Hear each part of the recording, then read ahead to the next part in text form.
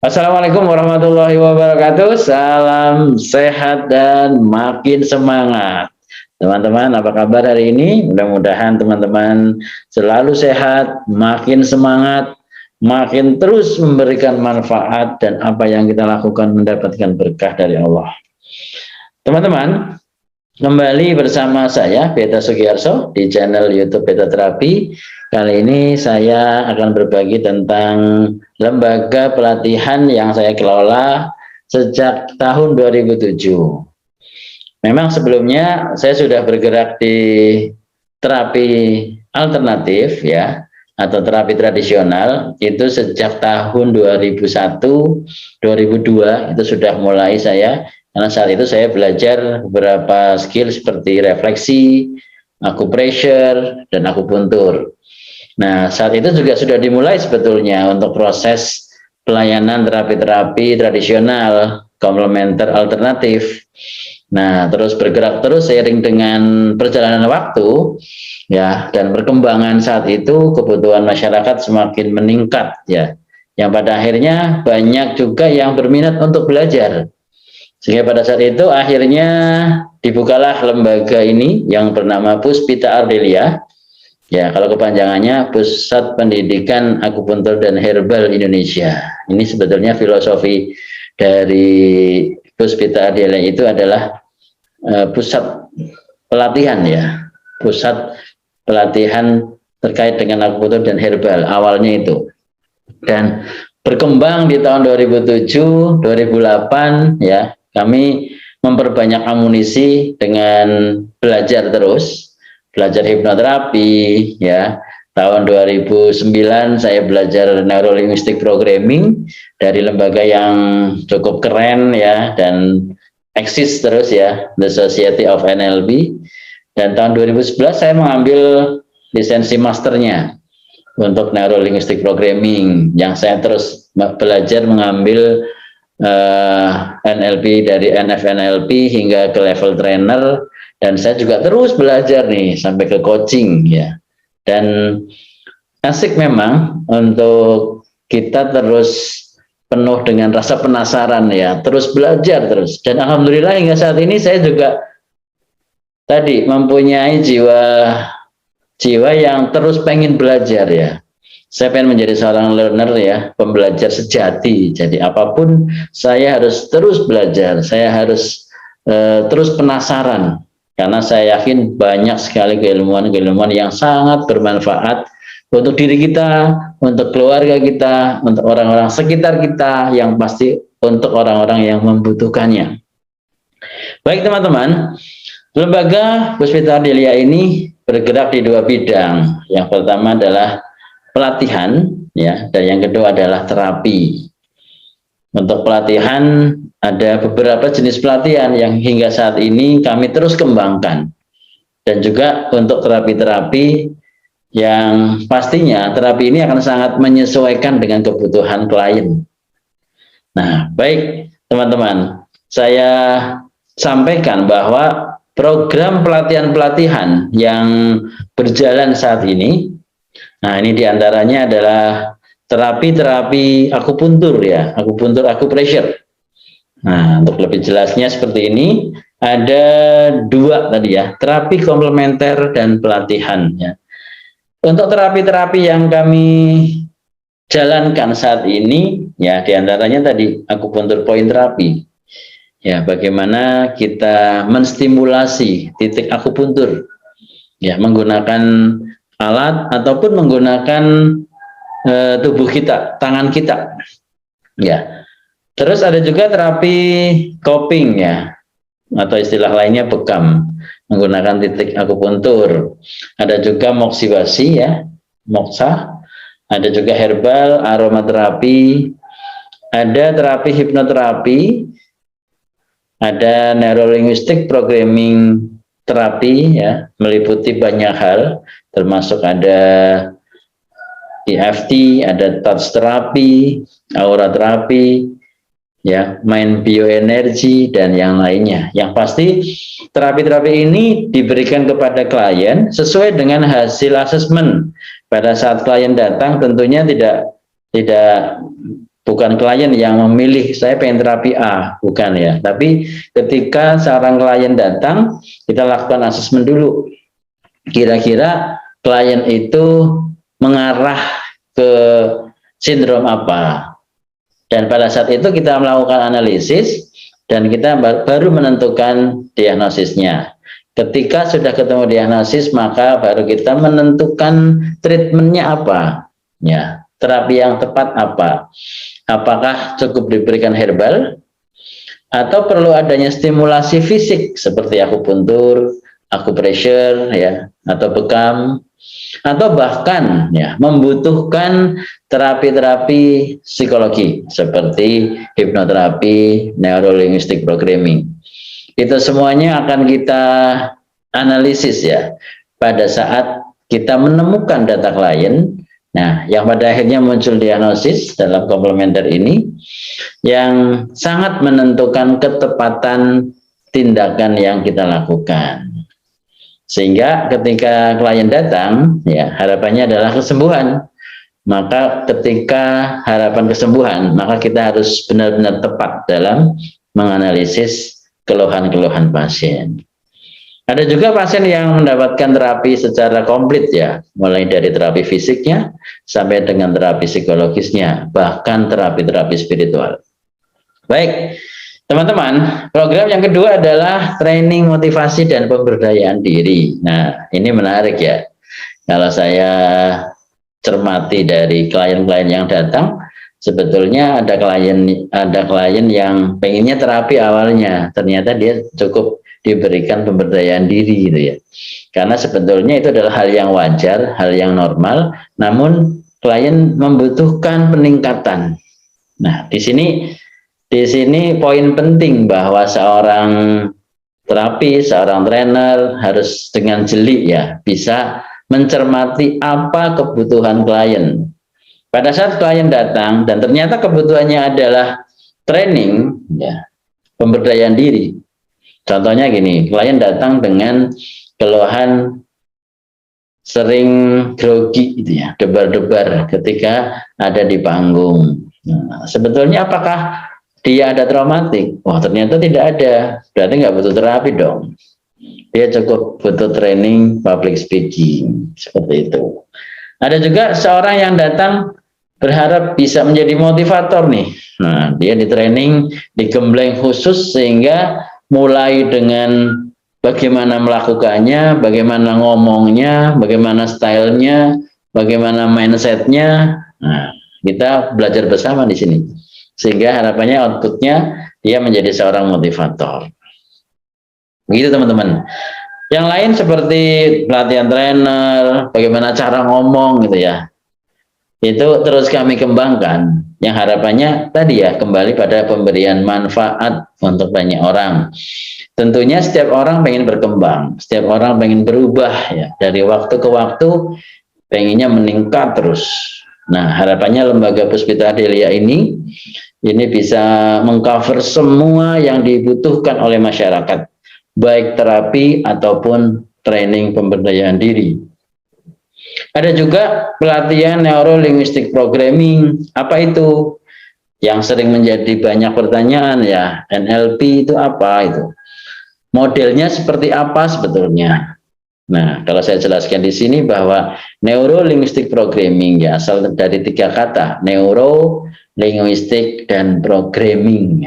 Ini bahasanya unik ya, bahasa komputerisasi, bahasa kesehatan ya, neuro itu kesehatan ya, dan linguistik ada 3 sumber ya.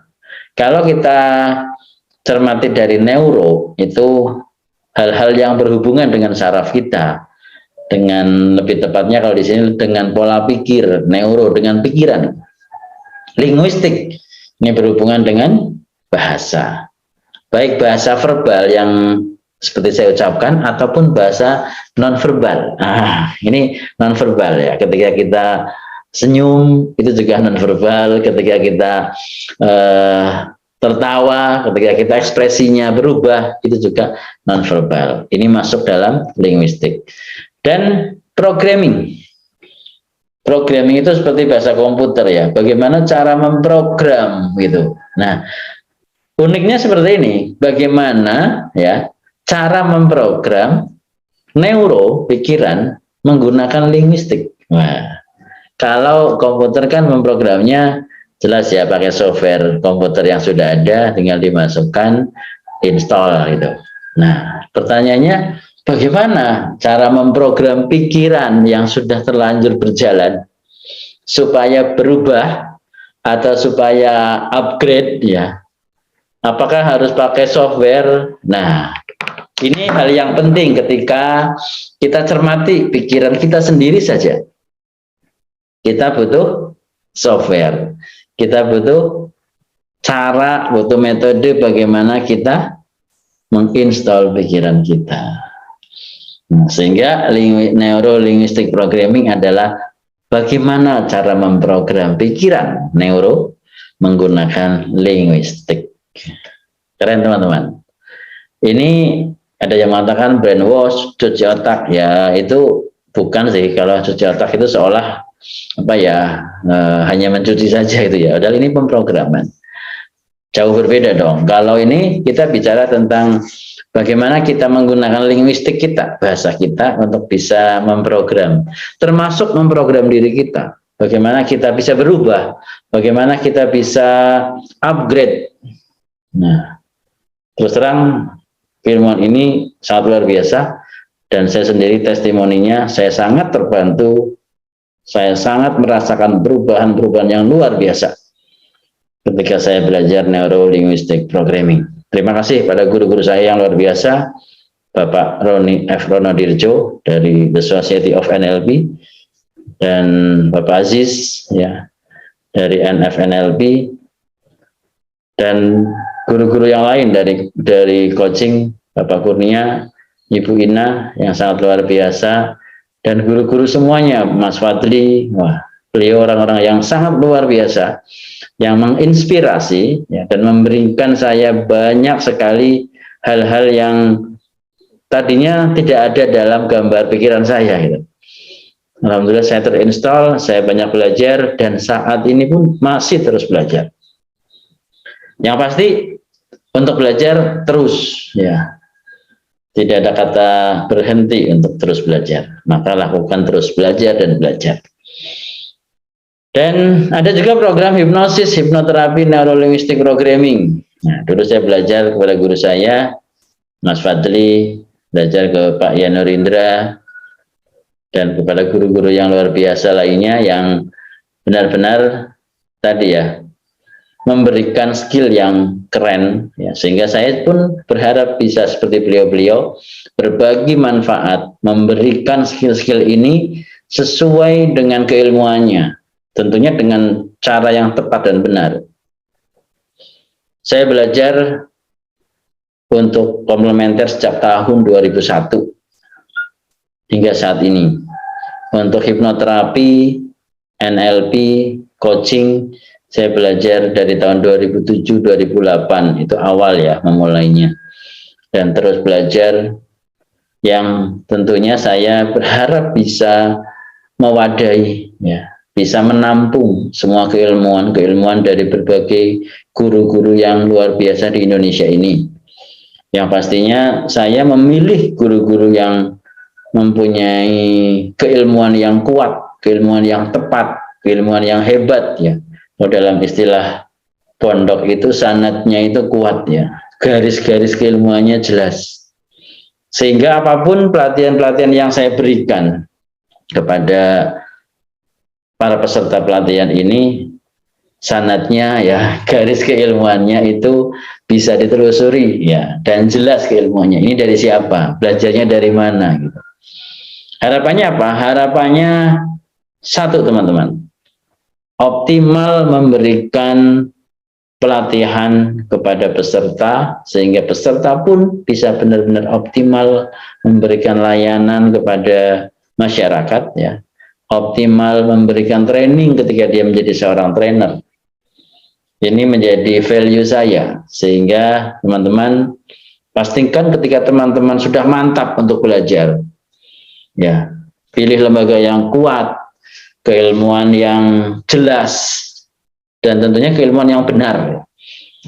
Karena saya khawatir juga ketika pembelajaran-pembelajaran yang keren ini menjadi mentah pada saat belajar, ya, pada seseorang yang pertama dia tidak melakukan, dia hanya tahu teori dan bukan seorang praktisi, maka yang terjadi adalah hanya sekedar konsep.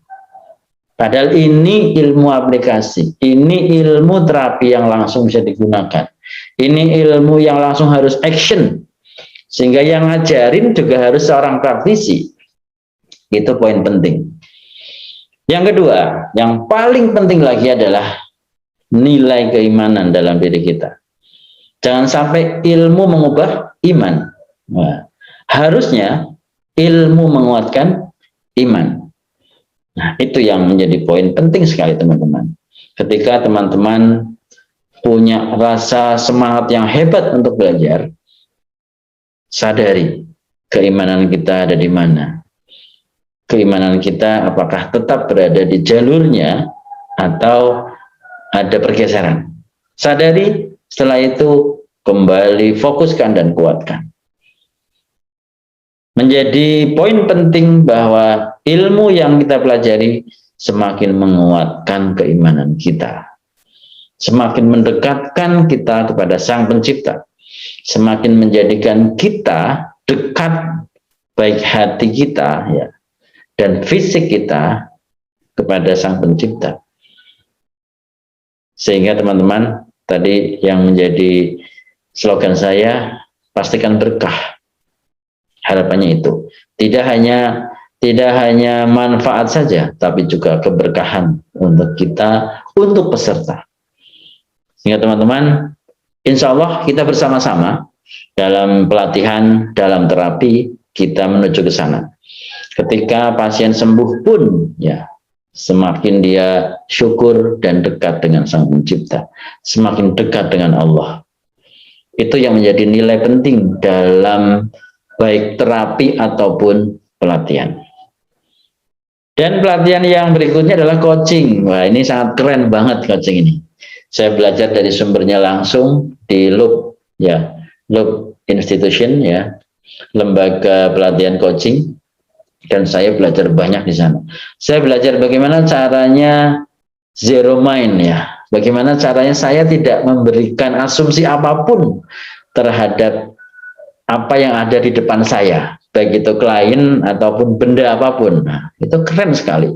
Kenapa? Ketika kita tidak memberikan penilaian apapun terhadap apa yang ada di depan kita, ini benar-benar menjadi rasa yang benar-benar feeling yang kuat, ya, deep feeling gitu ya. Ada connecting feeling, ada rasa keterhubungan yang sangat dekat sekali. Nah, ini hal yang sangat dibutuhkan oleh seorang terapis ataupun seorang trainer. Ingat, seorang terapis ataupun trainer adalah sosok yang diharapkan oleh klien. Pasti harapannya seorang klien pengen ketemu solusinya. Seorang trainee, ya, peserta pelatihan berharap sekali ingin mendapatkan keilmuannya. Kalau terapis dan trainernya benar-benar bisa deep feeling, ya, bisa memberikan sepenuhnya dengan jelas, ya, clear, ya, dan apa adanya. Nah, ini memberikan kepuasan yang luar biasa kepada klien-klien yang kita terapi dan kepada trainee yang kita latih. Nah, beliau guru saya di coaching itu Pak Kurnia, luar biasa, ilmunya yang keren, ya, meskipun saya jauh banget ilmunya, ya, saya masih tapi saya terus belajar dengan beliau. Beliau juga Ibu Kurnia, Ibu Ina, Bapak Kurnia dan Ibu Ina yang memberikan keilmuan-keilmuan yang luar biasa dahsyatnya, semakin melengkapi dalam dunia terapi, dalam dunia pelatihan, yang menjadikan kita dengan klien makin dekat, makin mendapatkan feelingnya, makin mendapatkan intentionnya. Nah, Teman-teman, saya yakin teman-teman penuh dengan rasa penasaran terus ingin belajar. Saya pun demikian haus untuk saya belajar. Maka teman-teman, kalau kita berhenti dari proses belajar, artinya kita tidak berharap ingin berkembang. Namun kalau teman-teman ingin berkembang, teruslah belajar. Satu kata yang saya sampaikan adalah belajar adalah bagian dari proses kehidupan. Sehingga tidak ada kata berhenti dalam belajar selama kita masih diberikan kehidupan. Sehingga learning, ya, belajar, terus kita lakukan, baik disadari ataupun tidak kita sadari. Baik teman-teman, mudah-mudahan ini menjadikan tambahan informasi ya teman-teman. Bagi teman-teman yang berharap bisa belajar bersama dengan kami siap memfasilitasi dengan nilai-nilai yang tadi saya sampaikan. Value-value yang tadi saya kemukakan, dan itu pastinya melekat dalam training ataupun terapi. Nah, ini untuk legalisasi izin saya. Untuk prakteknya, saya menggunakan praktek keperawatan mandiri sesuai dengan Undang-Undang Keperawatan, ya, bahwa karena saya profesinya perawat, STR-nya perawat, ya, SIPP-nya perawat, sehingga saya menggunakan praktek keperawatan mandiri. Karena dalam aturan, ya, untuk satu profesi, satu STR, sehingga kita harus memilih. Namun apapun itu, yang pasti di dalam praktek yang kita lakukan itu legal, ya, legal, berizin. Seperti lembaga pelatihan Puspita Adelia juga berizin, ya, sejak tahun 2007. Kalau saya katakan pertama, iya, saya cek dulu tidak ada lembaga pelatihan hipnoterapi, NLP, coaching yang ada izin ke Dinas Pendidikan. Saya cek sepertinya belum, dan ini menjadi awal, ya, yang saat ini di tahun 2021 sudah berlomba-lomba pada berizin. Nah, saya sudah dari dulu tahun 2007. Dan teman-teman, pastikan teman-teman bersama kami belajar bersama di lembaga yang legal, lembaga yang resmi, ya, keilmuan yang benar, ya, sanad keguruan yang bisa dipertanggungjawabkan keilmuannya ini dari siapa itu. Harapannya tadi mendapat ilmunya yang benar gitu, supaya memberikannya juga benar. Bagaimana kita membantu klien dengan benar, membantu trainee dengan benar, itu sangat penting sekali.